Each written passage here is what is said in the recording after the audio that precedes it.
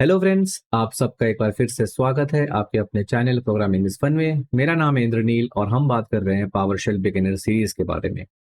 अब तक हमने जाना कि पावरशेल क्या होता है, पावरशेल को कैसे यूज करते हैं, और पिछले वीडियो में हमने देखा कि जो अरेज है वो कैसे डिफाइन किया जाता है, अरेज को हम कैसे यूज कर सकते हैं, क्या बेनिफिट्स हैं, और उसका जो एक एडवांस्ड वर्जन है जो कि अरे लिस्ट है, इसमें हम डायनामिकली एलिमेंट्स को ऐड रिमूव कर सकते हैं। इन सब चीज़ों के बारे में हमने सीखा पिछले वीडियो में। अगर आपने वो वीडियो अब तक नहीं देखा है तो उसका लिंक आपको ऊपर कार्ड में मिल जाएगा। मेक श्योर कि आप उसको एक बार देख लें ताकि आपको आगे के वीडियोस भी अच्छे से समझ आए। तो दोस्तों, आज हम बात करने वाले हैं एक नए डेटा स्ट्रक्चर के बारे में जिसका नाम है हैश टेबल। ये एक बहुत ही यूनिक डेटा स्ट्रक्चर है और ये हर प्रोग्रामिंग लैंग्वेज में डिफरेंट डिफरेंट फॉर्म्स में यूज़ किया जाता है। तो हम जानेंगे कि इसके बेनिफिट्स क्या हैं, इसको कैसे डिफाइन करते हैं पावरशेल में, और इसको हम कैसे अपने स्क्रिप्ट्स में यूज़ कर सकते हैं। लेकिन शुरू करने से पहले प्लीज़, अगर आपने इस चैनल को अब तक सब्सक्राइब नहीं किया है और आप पहली बार विजिट कर रहे हैं तो इसको एक बार सब्सक्राइब कर लीजिए और बेल आइकन को दबाना मत भूलिएगा। और वीडियो को एंड करने से पहले या जाने से पहले प्लीज लाइक को बटन को दबा दीजिएगा।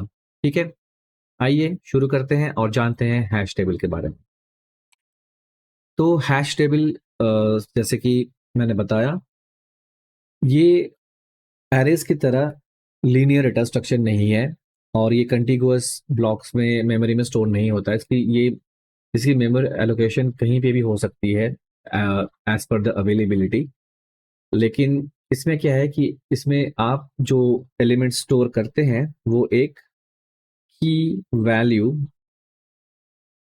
पेयर के फॉर्म में स्टोर होता है। फॉर एग्जांपल, आपने लिखा name, name equal to John, तो ये एक वैलिड एंट्री है और ये मेमोरी में किसी भी लोकेशन पे स्टोर हो सकती है।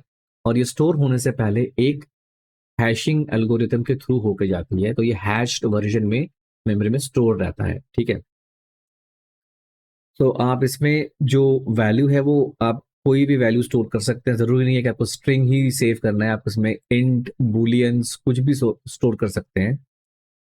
और एक बात और है कि इसमें जो की है, जैसे हमारा ये जो की है, ये डुप्लीकेट नहीं हो सकता है। ठीक है, तो आप दो कीज सेम नाम से नहीं बना सकते हैं, वो अलाउड नहीं है, आपको कंपाइलर एरर दे देगा। और इसमें जो सर्च टाइम है, जो सर्च स्पीड है with the help of keys, वो बहुत फास्ट होती है। ठीक है, बहुत ऑप्टिमाइज्ड होता है कंपेयर टू अरेज। अरेज में क्या है कि वो पूरी अरे को सर्च करता है एक एक एलिमेंट, लेकिन यहाँ पे ऐसा नहीं है। यहाँ पे आपने जिस भी की का नाम दिया वो डायरेक्टली उसी की वैल्यू को रिट्रीव करेगा और ये बहुत मतलब सुपर फास्ट होता है यहाँ पे। ठीक है, इसको हम देखेंगे अभी हमारे शेल में या फिर अपने वीएस कोड में, और कैसे डिफाइन करते हैं वो भी हम जानेंगे। तो आई होप कि इतना आपको क्लियर हो चुका होगा और इसमें कोई डाउट नहीं है। ठीक है, और हैशिंग एल्गोरिथम कैसे काम करती है वो जानने की आपको ज़रूरत नहीं है, और कौन से मेमोरी में स्टोर हो रहा है वो भी आपको जानने की कोई ज़रूरत नहीं है। तो आइए हम चेक करते हैं हमारे विजुअल स्टूडियो कोड में कि हम कैसे इसको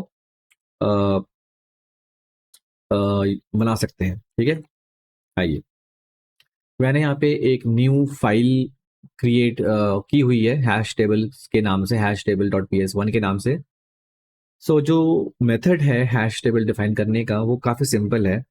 एक वेरिएबल का नाम डिफाइन करिए, सो $a इक्वल टू, और एट द रेट टाइप करने के बाद आपको दो करली ब्रेसेस एंटर करने हैं, सिंपल।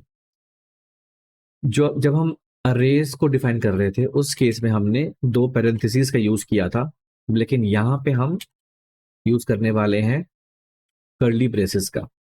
और इस कर्ली ब्रेस के अंदर आपको लिखना है की और वैल्यू को, मतलब जो की वैल्यू पेयर्स हैं वो यहाँ पे आपको डिफाइन करना है। अगर आपने डिफाइन नहीं किया तो ये एक एम्प्टी हैश टेबल बन जाएगा। लेकिन मैं अगर टाइप करूँ नेम इक्वल टू जॉन, और फिर नेक्स्ट लाइन के लिए आपको कॉमा डालने की जरूरत नहीं है यहाँ पे। As equal to let's say, यहाँ मैं डालता हूँ एक इंटीजर वैल्यू, मान लीजिए 40, और फिर डालते हैं लोकेशन इक्वल्स टू यूएस। ठीक है, इतना लिखने के बाद मैंने ये पूरा जो कोड ब्लॉक है उसको मैंने रन करके मेमोरी में स्टोर कर दिया। ठीक है, तो ये स्टोर हो गया और मुझे कोई एरर भी नहीं हुआ। दैट मीन्स कि सब कुछ सही से काम कर रहा है। परफेक्ट। अब बात आती है कि इसके हम जो एलिमेंट्स हैं उसको कैसे एक्सेस करें। लेकिन वो जानने से पहले एक बार इस पर्टिकुलर वेरिएबल का जो डॉलर ए है उसका हम एक बार टाइप चेक कर लेते हैं। कैसे करते हैं आपको पता ही होगा। गेट टाइप मेथड को कॉल करिए वेरिएबल पे, और आपको यहाँ पे मिल जाएगा कि ये एक हैश टेबल टाइप का वेरिएबल है। ठीक है, बहुत अच्छा। लेकिन बेस टाइप क्या है, वो बेस टाइप अभी भी ऑब्जेक्ट ही रहेगा, क्योंकि आपको पता है कि पावर शेल में सब कुछ ऑब्जेक्ट्स होता है। ठीक है, तो ये हमारा वेरिएबल भी ऑब्जेक्ट ही है, लेकिन उसका एक्चुअल टाइप है हैश टेबल। तो ये हमने टाइप यहाँ पे जान लिया, टाइप चेक। नेक्स्ट है मेंबर रिट्रीवल। ठीक है, तो वो आप जब हम अरेज में करते थे, हम करते थे with the help of index. इसमें क्या करूंगा मैं, इंडेक्स नंबर से, कि यहाँ पे कोई इंडेक्स का कंसेप्ट ही नहीं है तो मुझे कुछ आउटपुट में नहीं मिलेगा। लेकिन यहाँ पे कंसेप्ट है कीज का। तो ये मेरी जो कीज हैं, नेम एज लोकेशन, इसको अगर मैं यहाँ पे लिखूं in single quotes like location और एंटर या फिर F8 दबाऊं, तो मुझे इसका आउटपुट यहाँ पे मिल जाएगा। और ये इंस्टेंटली होता है क्योंकि इसका जो सर्च टाइम है वो अ, बहुत कम है। ठीक है, सिमिलरली अगर आप लिखें लोकेशन की जगह आप अगर टाइप करें नेम, तो आपको उसकी वैल्यू यहाँ पे मिल जाएगी। इसके मेथड्स क्या क्या हैं वो एक बार हम देख लेते हैं। तो हम गेट मेंबर को एक बार फिर से यूज करने वाले हैं और डॉलर ए को हम पास कर देते हैं। तो अगर आप देखें यहाँ पे मेथड है ऐड क्लियर क्लोन कंटेन्स की, कंटेन्स वैल्यू, ये इसके मदद से आप सर्च कर सकते हैं। फिर है प्रॉपर्टीज में कीज और वैल्यूज, ये आपको बताएंगे कि आपकी क्या क्या कीज पड़ी हैं आपके हैश टेबल में और क्या क्या वैल्यूज पड़ी हैं। तो अगर मैं लिखूं डॉलर ए डॉट कीज और F8 दबाऊं, तो वो मुझे बता रही है कि मेरे पास 3 कीज पड़ी हैं in sorted manner, as location name. और अगर मैं लिखूं डॉलर ए डॉट वैल्यूज, तो मुझे उनके वैल्यूज भी मिल चुकी हैं।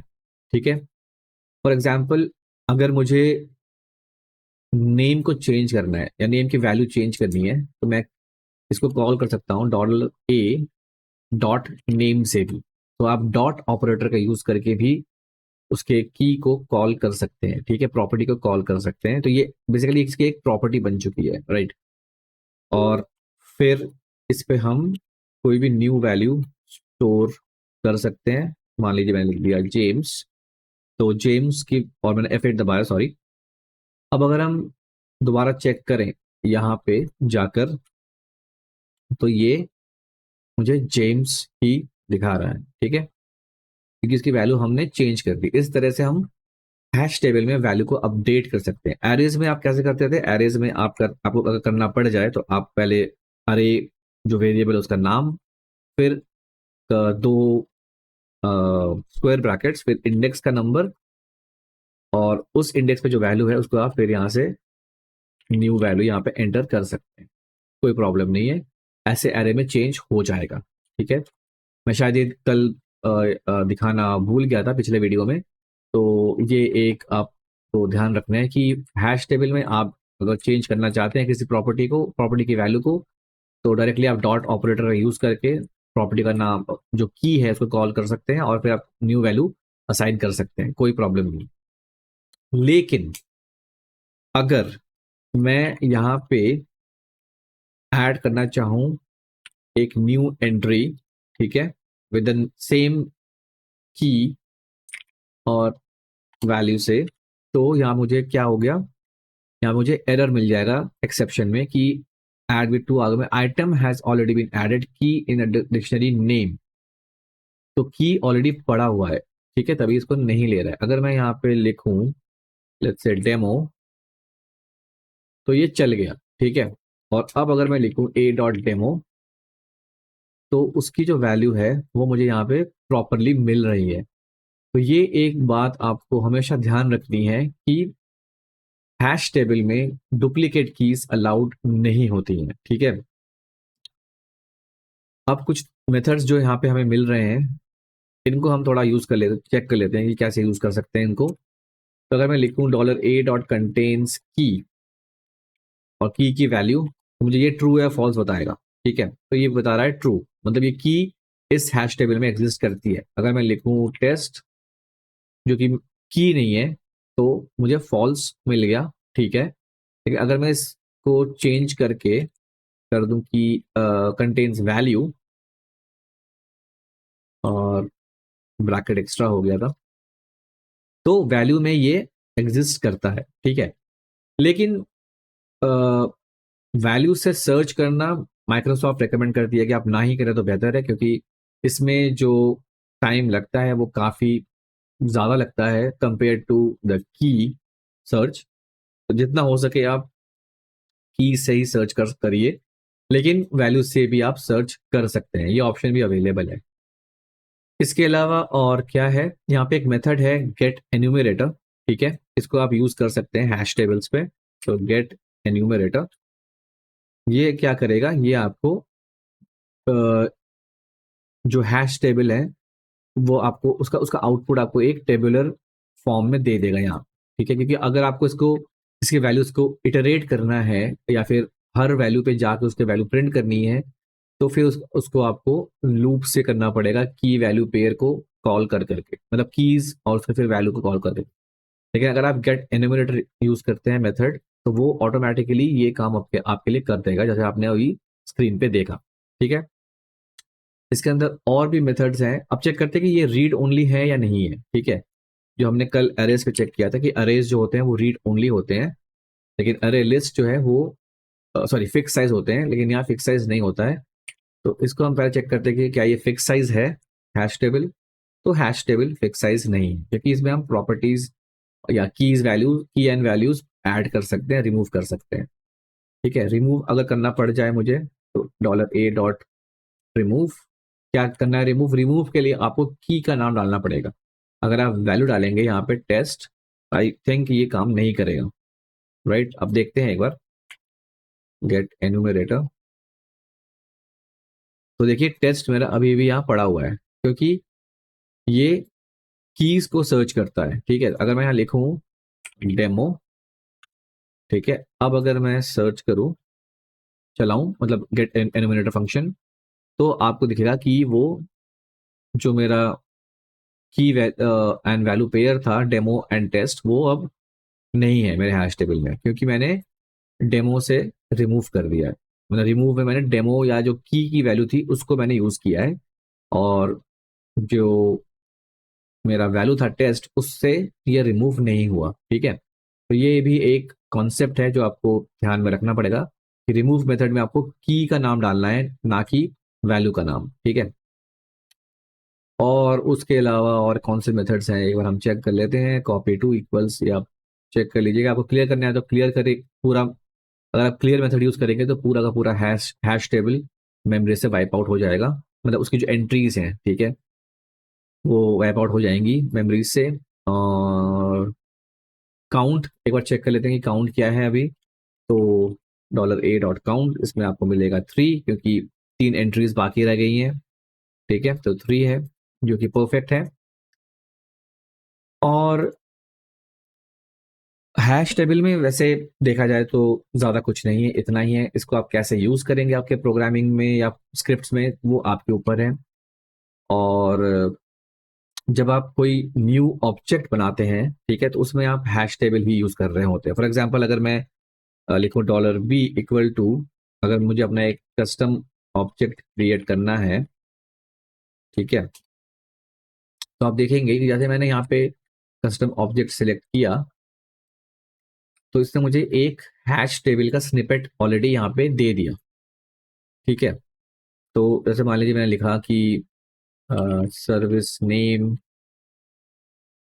Test service status equals to running. तो ये मैंने एक डमी ऑब्जेक्ट या फिर कस्टम ऑब्जेक्ट मैंने बना लिया, और मैं इसकी प्रॉपर्टीज अगर मैं करूँ गेट एन्यू, इसमें बेसिकली ये कस्टम ऑब्जेक्ट है, ठीक है। तो इसको मैं अगर मैं लिखूँ गेट $b.service नेम, तो मुझे इसका आउटपुट मिल रहा है।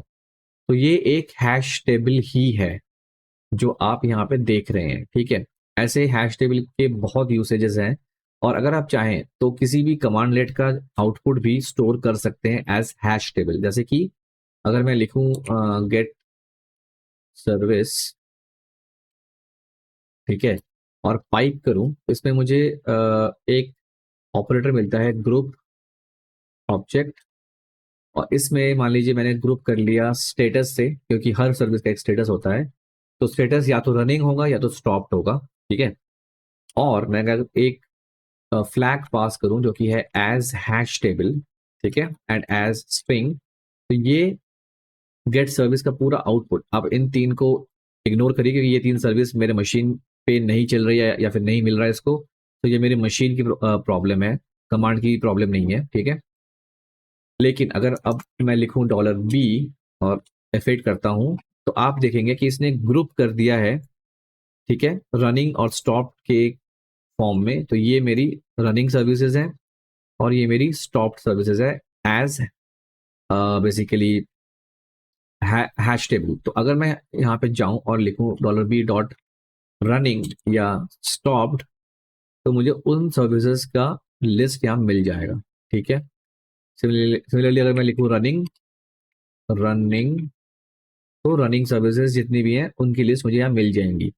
और अब क्योंकि ये दो अलग अलग प्रॉपर्टीज बन गई हैं, राइट, रनिंग में आपके मल्टीपल वैल्यूज हैं और स्टॉप में मल्टीपल वैल्यूज हैं, इन पे आपको काउंट भी मिल सकता है। तो अगर आप रनिंग लिखें और काउंट प्रॉपर्टी यहाँ पे कॉल करें, तो आपको मिलेगा कि 139 सर्विसेज हैं जो रनिंग स्टेट में है। सिमिलरली अगर मैं इस लाइन को डुप्लीकेट करके यहाँ पे लिखता हूँ स्टॉप्ड डॉट काउंट, तो 185 है, ठीक है। ऐसे आप इसको यूज कर सकते हैं, मल्टीपल जगहों पे इसको आप यूज कर सकते हैं, कोई प्रॉब्लम नहीं होने वाली है आपको, ठीक है। तो उम्मीद करता हूँ कि आपको ये पसंद आया होगा और आपने कुछ नया सीखा होगा। अगर आपने कुछ नया सीखा है तो प्लीज इस वीडियो को लाइक करिए और इस चैनल को सब्सक्राइब करिए, और मैं आपसे मिलूंगा अगले वीडियो में इसी चैनल पे। तब तक के लिए धन्यवाद, और मेरे सभी सब्सक्राइबर्स को बहुत बहुत शुक्रिया और बहुत बहुत थैंक यू आपके सपोर्ट के लिए और इस चैनल को इतना प्यार देने के लिए, ठीक है। तो मैं आपसे मिलता हूं अगली बार एक नए इंटरेस्टिंग टॉपिक को लेके पावर शेल के बारे में। तब तक के लिए प्लीज इस चैनल के साथ बने रहिए, एंड थैंक यू।